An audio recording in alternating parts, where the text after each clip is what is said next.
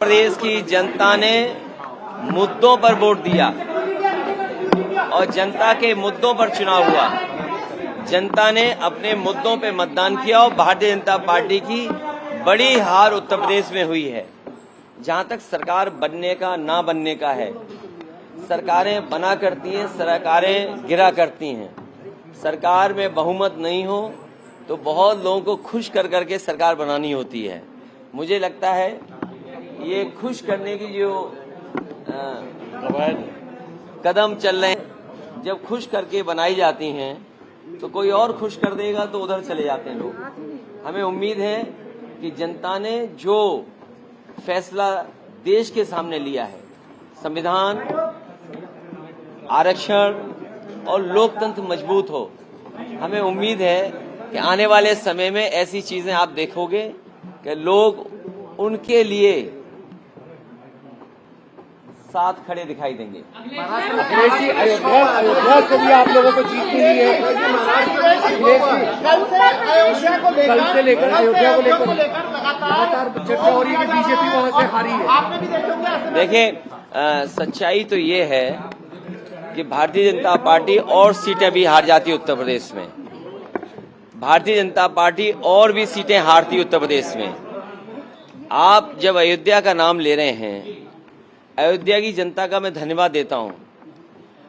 अयोध्या की जनता का दुख दर्द आपने भी समय समय पर देखा होगा। उन्हें जो उम्मीद थी वहां की जनता को, जिस तरह के सरकार का कामकाज था, लोगों को मुआवजा नहीं दिया सही जमीन का, लोगों के साथ अन्याय किया, आपने मार्केट की कीमत से जमीनें नहीं ली उनकी। जब लैंड एक्विजिशन करने के लिए आप चले तो आपने दबाव बना करके, झूठे मुकदमे लगा करके उनसे जमीन छीन ली। न जाने कितने व्यापारियों को आपने दुख संकट पहुंचाया जो 100 साल से रह रहे थे, 100 साल से लोग रह रहे थे। ऐसे भी परिवार हैं जो अपनी गाय भैंस के साथ, जानवरों के साथ 100 साल से रह रहे थे, आपने उन्हें उजाड़ दिया। आप किसी पुण्य काम के लिए आप गरीबों को उजाड़ रहे हैं।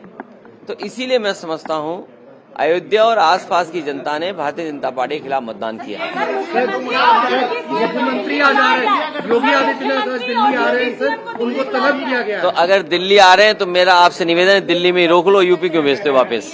सर, अब आपकी सीट जो विधानसभा की सीट है उससे कौन चुनाव लड़ेंगे? हैं? आपका मन हो तो बताओ, हम लड़ा दें आपको भी। अभी कोई स्थिति आप देखते हैं इंडिया गठबंधन की? मैंने आपसे कहा कि खुश करने से सरकारें बन रही हैं, तो कोई खुश और भी कर सकता है। सर, कल खड़गे जी ने कहा वेट एंड वॉच। अभी उम्मीद सर, कल खड़गे जी ने कहा वेट एंड वॉच। लोकतंत्र में और गिनती जब होती है तो आस और उम्मीद कभी खत्म नहीं होनी चाहिए। आस हमेशा बनी रहनी चाहिए, उम्मीद हमेशा रहनी चाहिए। पार्लियामेंट में रणनीति क्या रहेगी आपकी? पार्लियामेंट की रणनीति क्या डिस्कस हुई कल से? अभी बता दें आपको। बिल्कुल सर। अगर आप दिल्ली में, सर, अभी तक उत्तर प्रदेश में हार की जिम्मेदारी भारतीय जनता पार्टी में से किसी ने नहीं लिया है। मैं एक बार फिर अपने मीडिया कर्मियों का धन्यवाद देता हूं, क्योंकि जो मैं लगातार कहता था कि मंत्रिमंडल बदल जाए, मीडिया मंडल बदल जाए, कुछ चीजें नहीं बदल पाई हैं। जैन जी से बातचीत करेंगे आप लोग, जरूरत पड़ी तो?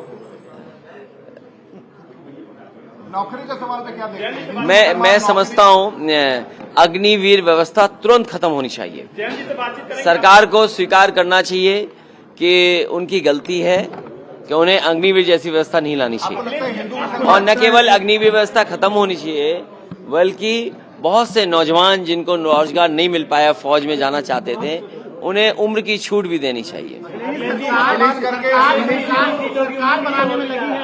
एनडीए सरकार बनाने में लगी है और शपथ 8 तारीख को होने जा रही है।